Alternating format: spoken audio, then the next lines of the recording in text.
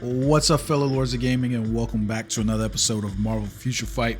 So today we're gonna get the rolling update for tier 4 Black Widow, and for tier 3 who is it? She-Hulk. There you go. I don't know why I was lost on that one. Yeah, so we're getting the update for tier 4 She-Hulk, tier 4 Black Widow, and tier 3 She-Hulk. I didn't do a video about this because I was kind of gone, so I want to show you guys the tier 3 that we basically got for the tier 4 video that we got for Black Widow, because I think it's just absolutely amazing. So let's take a look at that one real quick. Cinematic trailer that just gives me all of the vibes from Dark Knight. To the back, like, look at the detail on these buildings right now. The detail on a car, like, it's weird because these buildings in 4 right here, they definitely look like come on, like updated. But that building right here in the car, which is pretty much where your focus is supposed to be anyways, they look amazing. You see Black Widow here get out of the car, and if you notice, she's in that uniform that she already has, which is important for the update, right? Because she's not getting a different uniform. So let's examine some of the patch details here for the update and take a look at the team. So essentially we still got 2 speed heroes in this update, but we finally got our T4 speed hero in Black Widow, which more than likely means that somewhere here soon we will probably see Captain America and Spider-Man, those characters, you know, your core characters, get T4s as well. They're probably going to hit those in the first, right? I think it was kind of surprising that we got Blue, what the fuck was her name? Moon Knight and Blue Dragon. There we go.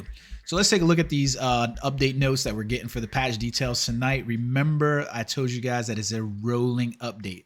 So roughly starting about, I think it's like 11 o'clock East Coast time, this patch will just kind of roll out to everybody. I think it is. I'm pretty sure it's a rolling update patch. Maybe it's not. Yeah, it's an update patch. It's a rolling update. So let's take a look at She-Hulk, because I think there's a whole lot of conversations about She-Hulk anyways. It's funny too, because her series that's on Disney Plus is now airing. So we're getting the She-Hulk Marvel Studios Attorney at Law uniform. So if you've watched that, that's essentially what we're getting for the character. But there's been a lot of back and forth I've seen on, you know, the interwebs about, you know, how the reception of that series basically. So let's take a look at her skills. Well, first off, let's take a look at her uniform bonus here. Am I in the right uniform for this character? I don't think I am.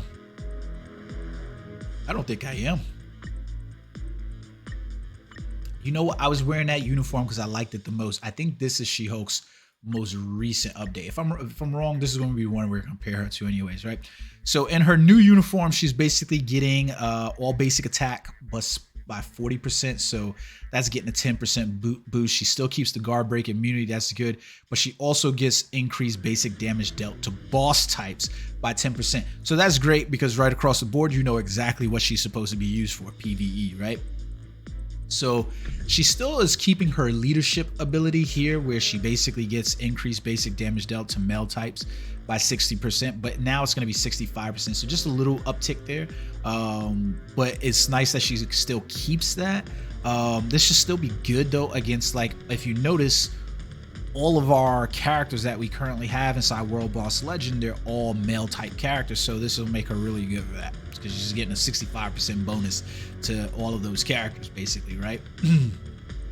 So next up we get her passive, which was called, what was it called before? Case Close, is now Inevitable Trial. So she gets increased chain hit damage by 10% when attacking. And oh wait, I'm looking at the wrong one right here. This is the Case Close is still going to be Case Close, my fault. It's gonna apply to self. We still get the super armor, increase all basic defense by 40% instead of 25%, so that's a nice boost. Increase the skill damage by 35% instead of 20, and increase bonus damage by 30, so a nice 15% bonus there. The decreased basic damage received by 30% instead of the 18, so this should make her exceptionally nice and a little bit more tanky, right? So her other passive, which was called Defense Attorney, is now called Inevitable Trial. That's what I was getting at. And here we're getting increased chain hit damage by 10% instead of 5, so not too much. But the really cool thing here is that we're getting ignore target's dodge rate by 30%. So that's going to be great against, we all know, the world boss legends like, you know, Mephisto and those characters that we need that target ignore dodge rate. So this is going to make her great against those characters. Looking at her first skill, so opening statement, there's still not anything on this. Matter of fact, unless I'm reading this wrong, she essentially is getting a nerf on this first skill. Why am I looking at the wrong? Why am I still in the wrong goddamn uniform? What's going on here? Oh no, I was on the right uniform, right? Let me see this. Hold on, let me go back to this.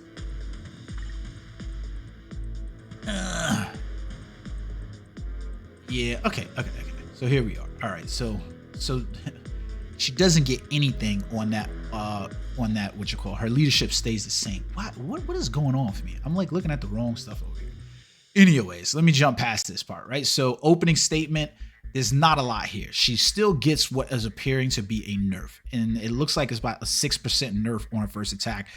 Never mind, because it's not really going to matter, but it's weird to see a T3 character at this point having such little bonuses on the characters, especially for 1 and 2 skills, but you know, it is what it is. So like now it's 120%. We still get the 120% there for punishing dash. Is now going to be called Gamma Punch. Then we roll into her third skill, which was cross examination, is now Hulk Tornado. She loses the defense down from this skill, and she basically just gets paralysis, which ignores immunity on this skill, and 25% recovery of max HP. So that's it. Like, it's really weird because her kit is just looking very, very bland and nothing at all, but we'll have to see how the skill plays out. On her fourth skill is now going to be called Relentless Spin. She applies to enemies silence, so she loses the stun, she loses the defense down as well. What the fuck did they do here to her? So she loses the defense down on this skill as well. She also loses the 5% recovery. What? Are you serious? Okay, I'm hoping I'm reading this right and this is not written wrong, but she loses the 5% recovery of max HP here, so she only gets 100% chance for immunity to all damage here. And then she gets increased all basic attacks by 50% on this skill. So she loses defense down on 2 of her skills now. Oh, wow. What's going on? All right. So then her fifth skill is now going to be called Gamma Beam, is now called Big Green Greeting. So she still keeps the stun. It's increased by 2 seconds, so she gets 4 seconds there. She obviously loses that burn damage. That's not there anymore, but she does get to decrease all basic defenses here, so she get all defense down from 50. And then on this skill, she keeps the increase all basic attacks, now about 45%, all speeds by 10%, and then she gets the critical rate by 20. It's really, really weird here. Like, I'm really interested to see how this character's gonna play. I'm like, what the hell did they do to this girl? Not that she was one of my favorite characters to play before. I just kind of use her for leadership. Her tier 3 is she's gonna get silence. She's also gonna get an 80% chance to penetrate, invincible for 11 seconds, increased basic damage by 100% for 1 second, for 1 attack, for 10 seconds. So her tier 3, I don't know if I want to say it looks cool, but yeah, just I don't know. Like, she reads through a little law book. She this little, like, she looks like what was that cartoon they had, Guy Man, or what the hell was dude that grew really big? I can't remember what that thing was, but that's what she looks like to me. Like, you know, Go Power Rangers kind of deal. And it's like, yeah. I don't like it. it just looks really, really weird. She's giving off this gamma radiation. Like, I don't know. I'm not really feeling it. But that's just me. I ain't feeling it at all. So Black Widow is going to be an interesting character in that I think it's going to throw everyone for a loop because she's already had this uniform for quite some time. Like, I can't remember when we got it, but I know it was this year that we got the uniform. She got it in the same update as like Iron Man and stuff like that, but I can't remember when she got the uniform, but it's the same uniform. So she's not even getting a new uniform for the character, right? All she's getting is basically a new tier 4 skill, and her tier 4 is basically increase 45% of all attacks for 7 seconds, and she evades 30 hits and increases damage dealt by 60% for 7 seconds. So this could be a good tier 4 skill because obviously giving her a boost, but you have to really see where it's going to fit in there. Like, the really weird part about this for me is that her not receiving a new uniform, she's already kind of got this.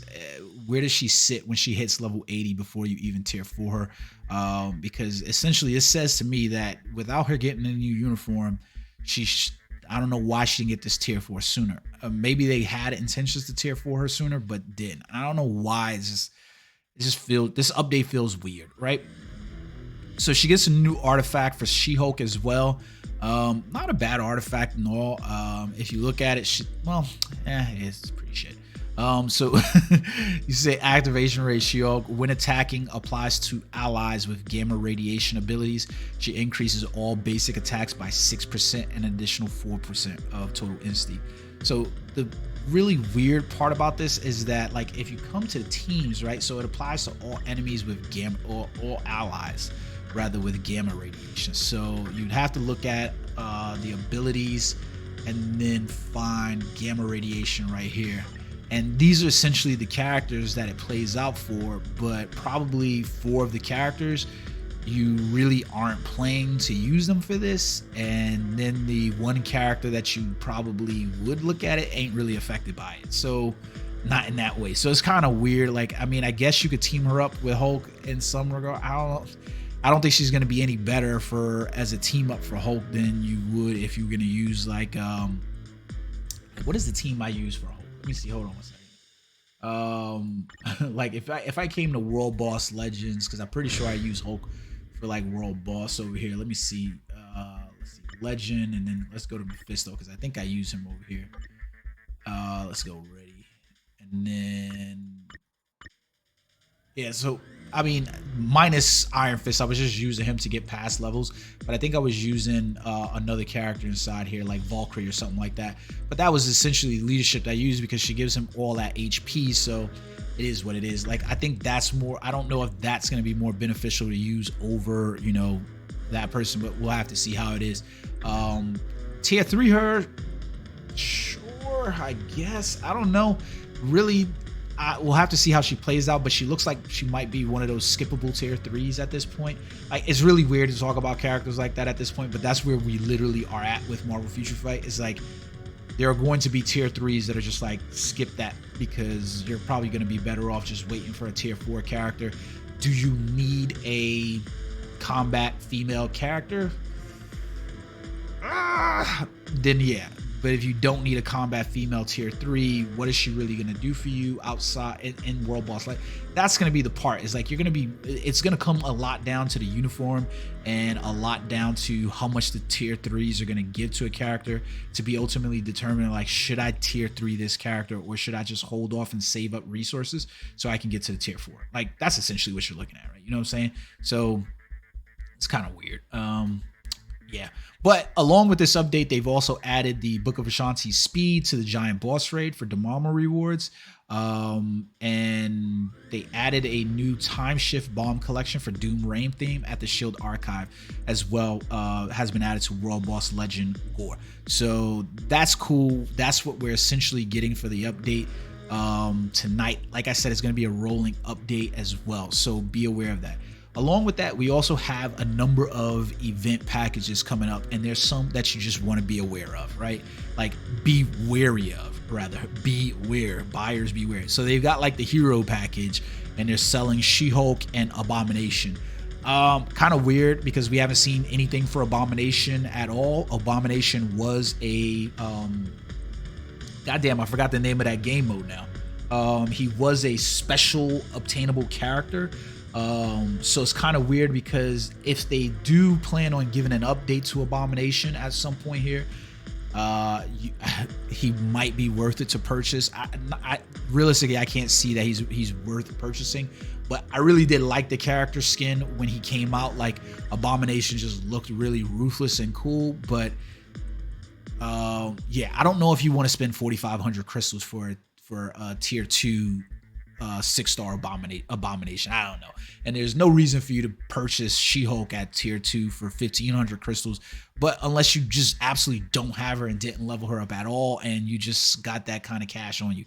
So, like, beware of that package. It's not something I would say jump into.